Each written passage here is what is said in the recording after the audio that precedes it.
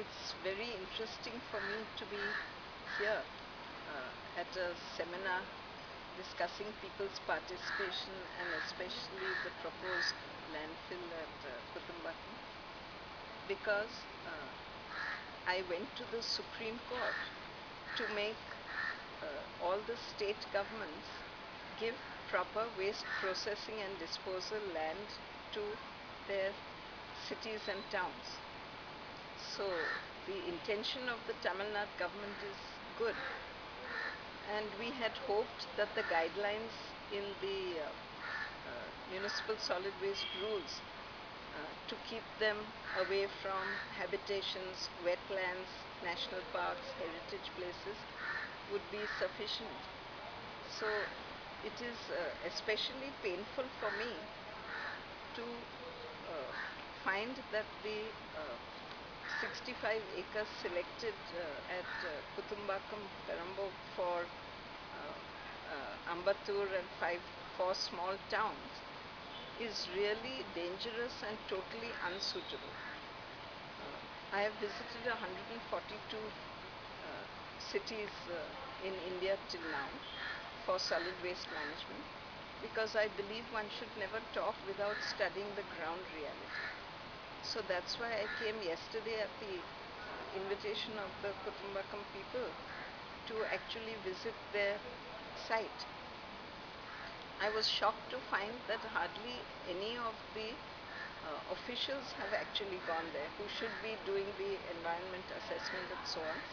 They have based it only on a paper report. When we actually went round the site talking to the villagers, especially in Kannadapalyam, which is near to open wells, we learnt that the wells overflow for 3-4 months of the year. The water actually comes up to ground level and occasionally overflows because the water level in an upstream lake is a little higher and keeps feeding these wells. Even yesterday, which is like the last day before your monsoons begin, the water was 3 to 4 meters below the ground level. And when we dug up a pit nearby to see what is the soil condition, the soil was amazingly moist and could be compacted into a ball, which means a high moisture content, even at this peak season in the middle of a totally unirrigated piece of land. Which means that, like the river Saraswati, there is a huge underground river of water flowing right across this belt, what they call your Lake District, into your Chembarambakkam Lake, which is the major water supply for the whole of Chennai. And you may not see the result immediately. It may take a couple of years till the pollution reaches the lake. But once it reaches, there is absolutely nothing you can do to remove the pollution. You will have spoiled your environment and the health of Chennai people for life. And it is not just that. There are 20 bore wells around the Parambo, which the agriculturists are using for paddy cultivation and others. Now, who's eating all that rice? The people of Chennai.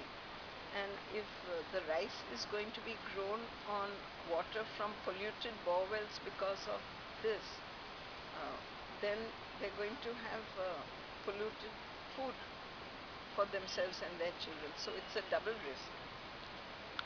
So unfortunately, this is not a suitable site. And since all these towns are located in such a flat land, it will probably be difficult to find any other site which is not like Kuthambakkam. All the sites around may also be having very high groundwater level. We are practically at sea level anyway. So the answer lies in absolutely minimizing the waste to landfill, which is what the MSW, the Municipal Solid Waste Rules, require. And in fact, a 1 lakh town of Suryapet in Andhra Pradesh has shown how it is possible to do this. They collect all their recyclables separately from the other waste So about 25% of the waste volume is reduced that way and goes clean and straight as an income stream to Suryapet, not a waste but an income stream. Another 30% is inerts, drain silt and road waste, debris, dust and so on. That in Suryapet is collected in a separate afternoon trip. So again 30% of the total waste of a city can be reduced, and all that is also not a waste. It can be used for filling potholes, widening the road shoulders and so on. So it's useful, and clean inert waste need not go to a landfill. It's just soil. That leaves 45% now, which may go up to 80% plus of organic waste, which since Vedic times has been composted in pits. What do you call it? Kuppapalam? Kuppaipalam. Yes, and is returned to the soil to improve the fertility. So, in fact, organic waste of cities until the 1960s, it was never a waste.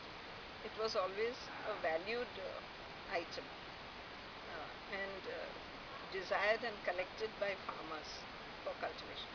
So, if the organic goes back to the soil and it's an asset and not a waste, and the recyclables support the income of about 1% of an urban population through recycling, and the inerts go to the roadsides, then what is left? Almost nothing. So in Suryapet, less than 10% actually requires landfilling, and they don't even have a landfill because they don't need it. And that 1 lakh population town is doing its waste sorting, dry waste sorting in a shed built by the municipality, and composting and vermicomposting all in a half-acre plot. So Ambattur will not require more than, with 3 lakh population in Ambattur, they will not require more than 1.5 acre even within their town, like Suryapet, to do this sorting and segregation. And the small towns will require less than quarter acre. All this can be easily done with decentralized composting. They may not even require a single dedicated place for landfilling. And if there is some very small quantity, perhaps that can be sent to a common landfill place which is already there for Chennai.